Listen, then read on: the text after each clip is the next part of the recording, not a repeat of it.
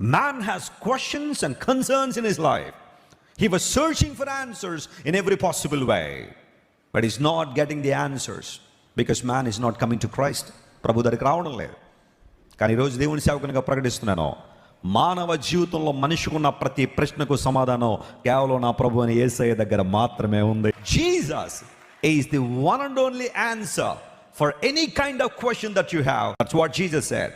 అందును బట్టి యేసు ప్రభు ఈ లోకానికి వచ్చి ఐ యామ్ అనే ఆ మాటతో కొన్ని ప్రాముఖ్య విషయాలు ఆయన తెలియజేశారు.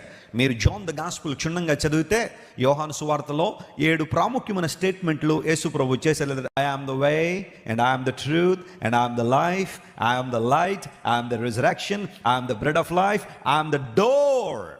ఈ మాటలన్నీ కూడా 7 ప్రాముఖ్యమైన విషయాలు యేసు ప్రభు చెప్పడం వల్ల నేనే నేనే నేనే అని ప్రభు చెప్పడం వల్ల మనిషి జీవితంలో ప్రతి ప్రశ్నకు ఆయన ఏమి ఇచ్చాడు చెప్పండి?